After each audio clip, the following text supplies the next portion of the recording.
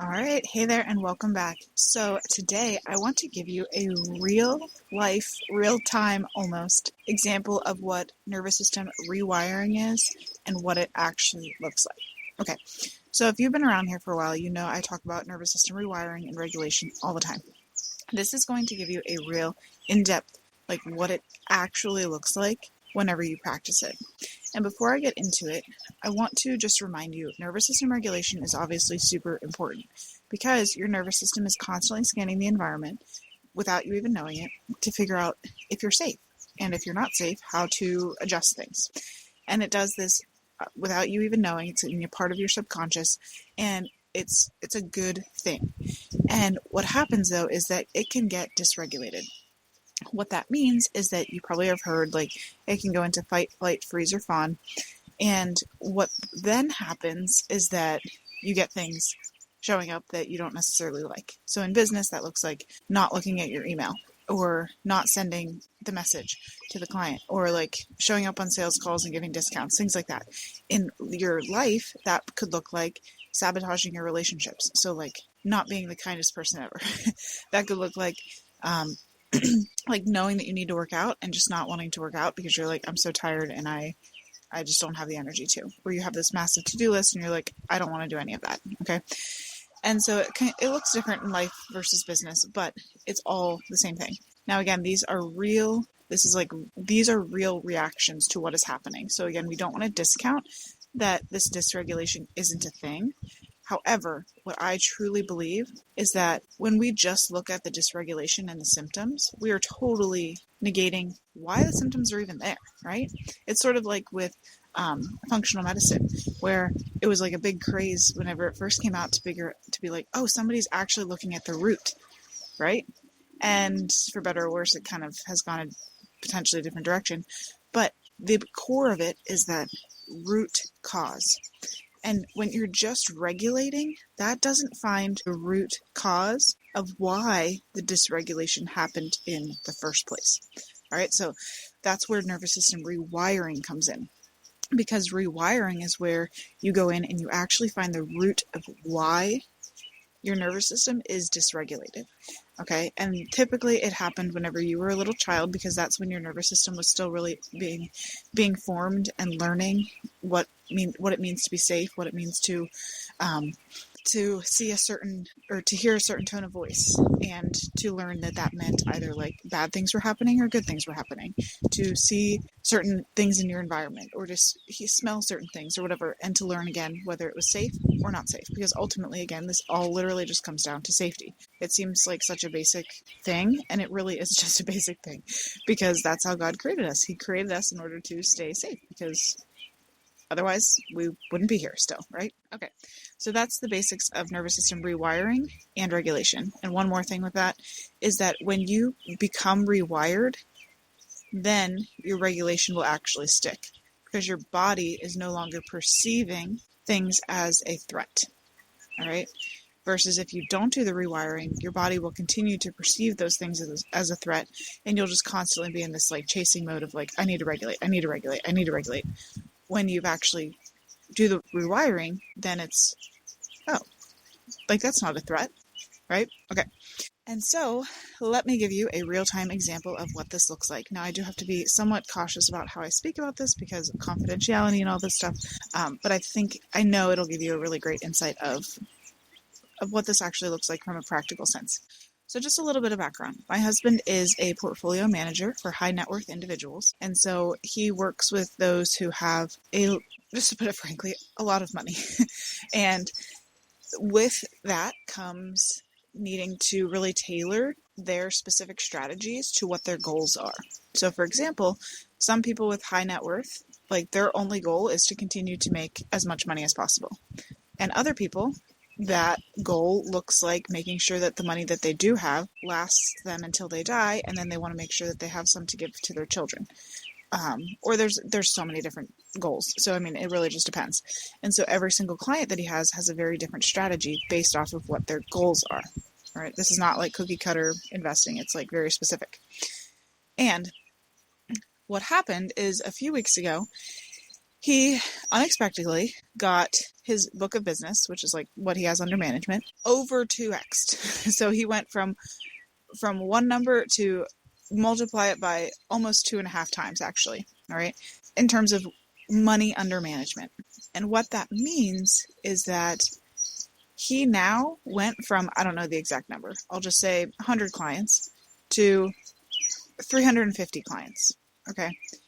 That is a huge increase in the span of like literally 15 minutes when this all happened. And it's a great career advancement. Like, it's wonderful.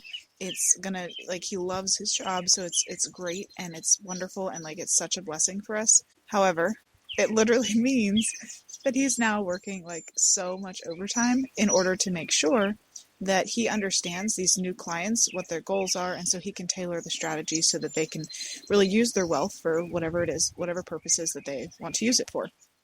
And so what that has practically looked like in our life is that for the past few weeks, he has been working a lot, and that means traveling for meetings. Again, he's home every night, most nights, but it's like long days.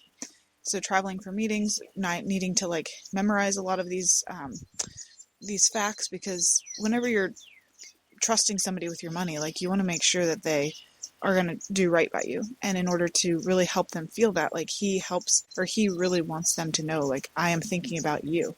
Like, I am doing what's in your best interest. Okay. And so it's a lot mentally as well as just the physical, like running around. And what that has looked like in our home is that he gets home at a somewhat reasonable hour most nights, but he's super tired, like really mentally just drained. And what I was noticing is that after about a week of this, I was noticing that I was getting like pretty distant from him. And again, this is going to be a very candid episode. And I was getting really distant from him, and I was getting really frustrated, and I was like, logically, I understood what was going on. Like, I knew that he was traveling a lot. I knew that he was really stressed. I knew he was tired. And like, logically, I knew what I should be doing in order to support him and to help him. But my body was not following along with that, because I wanted to be mad. I wanted to be, quite frankly, like, I was not very charitable. I was very prideful about it. And I was like, just really frustrated, and was not communicating well to him, and he was tired, so he was not communicating well to me. And ultimately, what that led to is like somewhat of a standoff, where it's like, well, logically, I understand that you're doing what you need to do to provide for our family and to do right by your clients, but it's like, but what about me, right? Like, that prideful, like, what about me? Like, I'm here, like, I'm not being taken care of the way that your clients are, and obviously I am, but it just didn't feel like I was. And so if I was just to do regulation, and I could say, like, oh, I'm going to breathe before he comes in the house, I'm going to journal about this, I'm going to, like, pray, which all of these things are good things. Please never ever think that I'm dissing any of these things. However, they are temporary band-aids. Because yes, I could breathe before he comes in, but is that getting to the root of how I'm actually feeling? No, it's not. It's just helping me as he walks in the door to not be such a mean, crazy person. When in reality, when I rewired how my body felt about this, my logical brain could then kick on. Okay, and just a really quick, if you're not familiar, about 95% of what you do is shown by, or is like dictated by, your subconscious. That is what your body perceives that it needs to do in order to stay safe. Versus 5% is logic, all right? And so 95% of my feelings and my behavior were because of what my body was doing in order to believe what it needed to do in order to stay safe, which was kind of to withdraw, to protect myself. When logically I knew that wasn't what I needed to do, but I just like couldn't override it for some reason. Well, I know the reason. And so when I started to finally let go of my pride, and I was like, okay, well, what's actually at the root of this? Because I know it's not just like that I'm frustrated that he's working a lot. Like, there's something deeper than this. What I found is that I had this, and I teach 7 wounds to the women that I work with. I had this wound of abandonment show up. And this wound was, once I, again, because of the framework that I teach, I knew how to do this very quickly to myself. Once I finally let go of my pride and allowed myself to do it, I found that this abandonment wound was really being triggered. And that was, that originated from whenever I was a child. and my perception of how things were whenever I was a child. Because a lot of the nervous system work is going to be based off of perception. So even if you had like the most wonderful, safe upbringing ever, if you perceived anything to be a danger, then that's going to stick with you. Okay. And so my perception was that he's abandoning me because he's prioritizing work over family. And he wasn't at all. But that was my perception. And that was being confirmed by what I learned whenever I was a child. Okay. And so just some background, I went into the core memory, which is like the one memory, or it can be like a series of memories and feelings with it.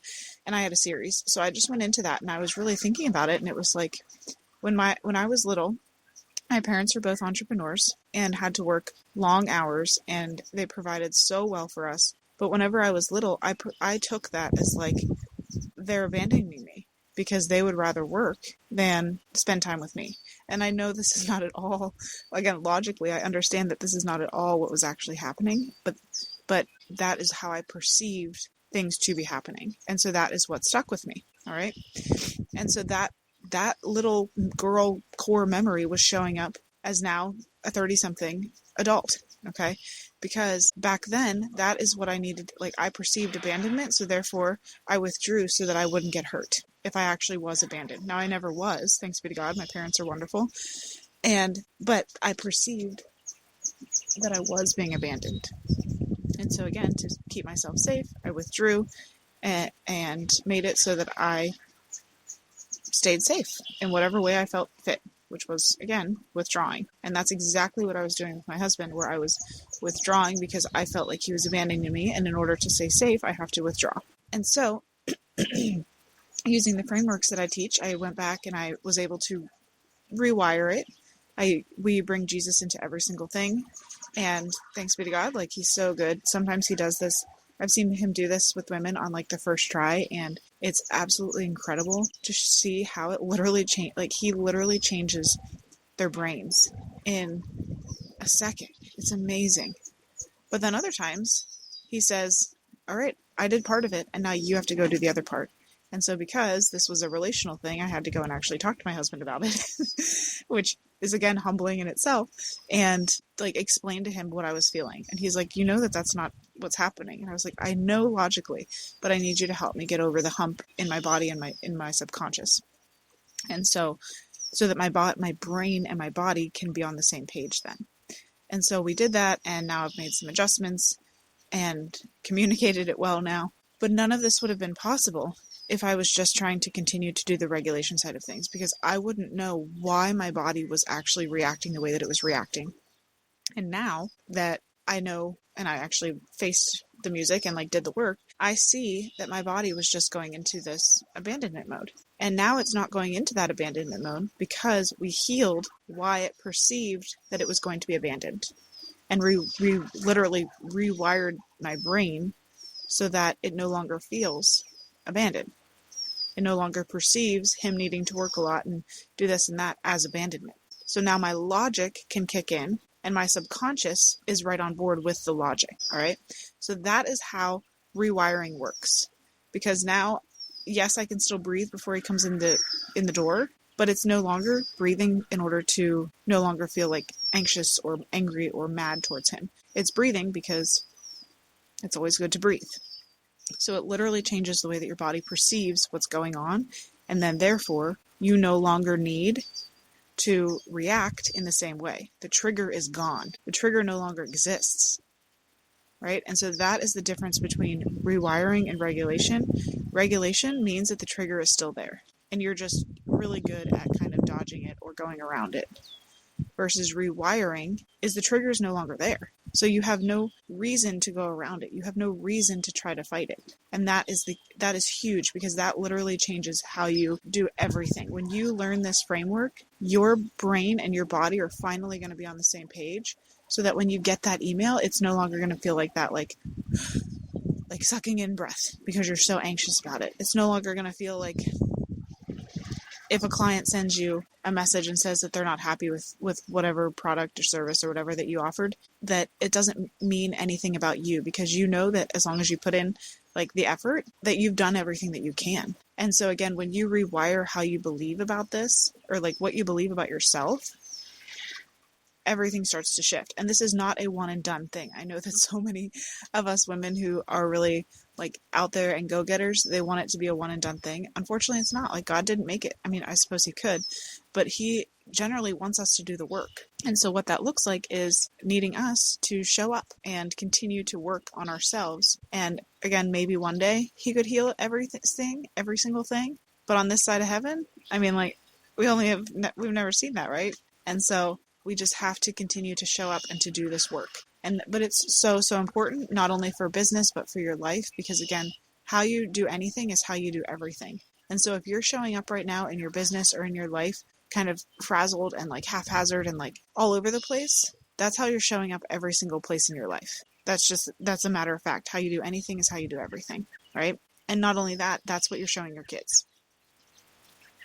All right. And so like, hopefully that gave you a really great insight of rewiring versus regulation. Both of them are 100% necessary, but without rewiring, regulation is just a band-aid.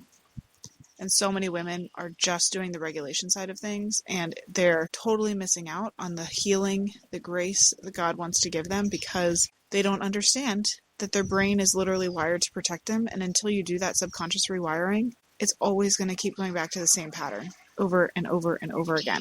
And so right now, if you are listening to this and you're like, whoa, this makes so much sense, I had never heard of it like this. Or if you have been listening for a while and it just reaffirmed everything, like, amazing. I want you to go and grab this spiritual somatic rewiring free audio training that I have. If you have not listened to it yet, go listen to it. Even if you have listened to it, go listen to it again, because it is so powerful. And again, thanks be to God. Like, it's so powerful. And once you have listened to that, I would love for you to DM me on Instagram or send me an email and just tell me what you thought of it.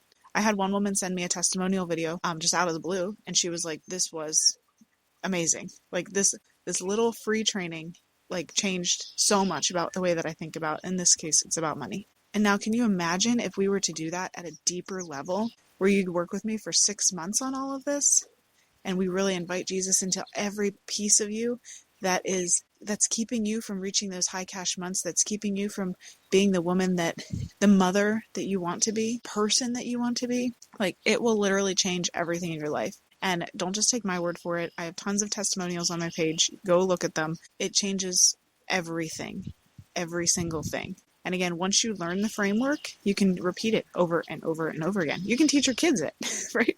Like, it's so beautiful, so good. And so again, if you haven't grabbed those yet, go grab the free training. If you have, message me what your thoughts are on it. I would absolutely love to hear it. And if you are ready to go deeper and actually get into like so much deeper work than just that free training offers, just DM me and we'll see if it's a good fit. Again, I'm not going to just work with anybody, but if you are like, oh my goodness, I need this work, then DM me and we'll figure out, again, if we're a good fit together, and we'll get started. All right. So until next time, I'll see you later.